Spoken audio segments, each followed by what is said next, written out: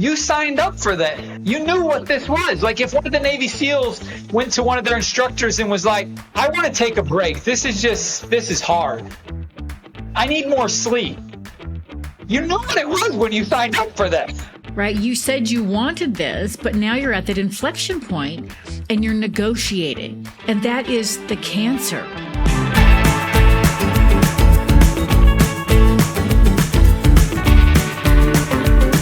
The reason why I have this stage, the reason why I have the influence that I have today is because I've always done this. It's because I treat people like people. And if I sign up for something like this, then I'm gonna be that guy. And I'm not going to talk about the stuff that I talk about and then treat people as if they don't matter afterwards. You know, the one I did in Napa last year, the line was 140 people long. It took 3 hours of people that wanted me to sign their book. And I sat there, I signed every single book. I looked them in the eyes. I answered any questions they had. And halfway through, when the people would get up there, they were like, how and why are you doing this? And I said, oh, well, I signed up for this. This is what it is. Like, you actually matter. And if you guys want to, if it matters to you, then it matters to me. And then even just from a practical perspective, it's like, this is also the smartest, savviest business thing that I could do as well. Like if you look at the Business Secrets of the Trappist Monks, one of my favorite books, they just do the basics really, really well. And they thrive in all these businesses that are like really competitive businesses, but they operate very differently. And, you know, those little things that people oftentimes think, oh, well, I don't have time for this. I don't.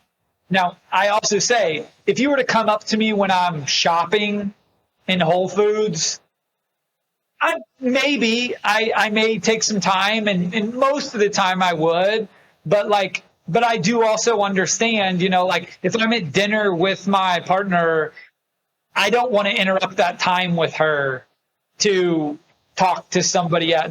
That's my time. But if I have signed up for something, like I said, she's an amazing artist. She was showing at Art Basel, and there was an artist that she really respected who was doing a book signing. And we went there, and he signed books for about an hour, maybe even 45 minutes. And we were like 5 people away from being there. And then somebody on his team comes up and is like, oh, yeah, Daniel is going to take a break for a while. And I said, okay, we'll wait. And he's like, no, I think you should like disperse. And I was like, no, we'll wait.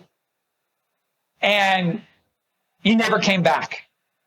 And it was so mind-boggling to me. Number one, I outsell him with books, you know, by 100x.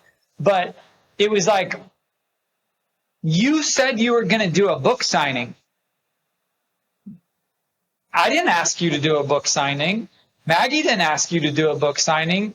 You told people you were going to do this. And then you're not going to do it? And then you're going to act like you're too important to do it? It's just so mind-boggling to me of like, just do the basics. Like, those interactions really, really matter. And it may not catch up to him today. It may not catch up to him this year, but at some point, that type of stuff is going to catch up to you because it's like, you signed up for that. You knew what this was. Like if one of the Navy SEALs went to one of their instructors and was like, you know, I want to take a break. This is hard. I need more sleep. You knew what it was when you signed up for this. I think this is where people get so lost, right, with their own relationships and their own internal contracts. And this is where it's that negotiation happens, where it's your goal, right? You said you wanted this, but now you're at that inflection point and you're negotiating. And that is the cancer.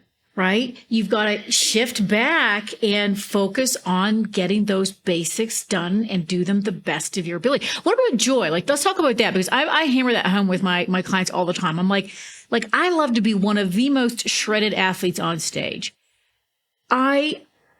And I take tremendous pride, whether I'm traveling on the plane or if I'm at a restaurant. If you look at the food I'm about to eat, you're going to want to eat it.